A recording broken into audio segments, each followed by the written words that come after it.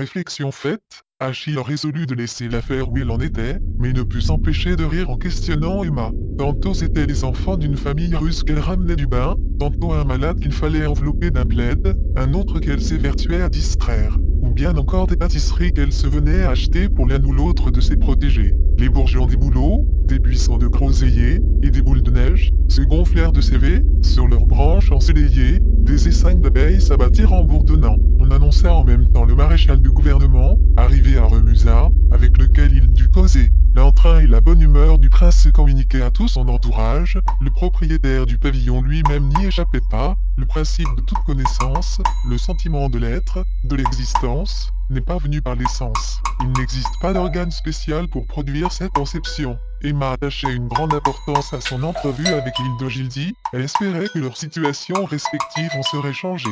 Les bécasses ne se montraient plus, mais je n'eus résolu de les attendre jusqu'à ce que Vénus, qu'il distinguait entre les branches de son bouleau, s'éleva à l'horizon, et que la grande ours fut entièrement visible. La digue était rompue. Dimitri parlait sans s'arrêter. Nous ne partons plus, interrompit Emma Evelyne qui entrait. D'autres voyaient en elle un être supérieur, d'une grande élévation morale, et assuraient qu'elle ne vivait que pour les bonnes œuvres, en un mot, qu'elle était bien réellement ce qu'elle paraissait être. Nous n'avons pas encore le droit de résoudre cette hésitation.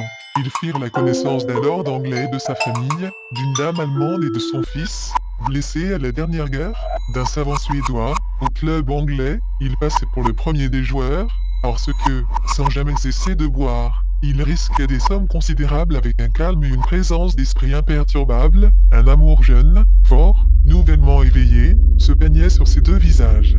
Devant lui, se trouva être un petit vieillard modeste, sans la moindre importance dans la commission, avec horreur les souffrances causées par la jalousie, et cherchant avant tout à ne pas s'interdire la vie de famille, elle préférait se laisser tromper, tout en méprisant son mari, et en se méprisant elle-même à cause de cette faiblesse. Leur conversation ne roulait que sur des banalités, et cependant, à chacune de leurs paroles, il paraissait à Emma que son sort se décidait.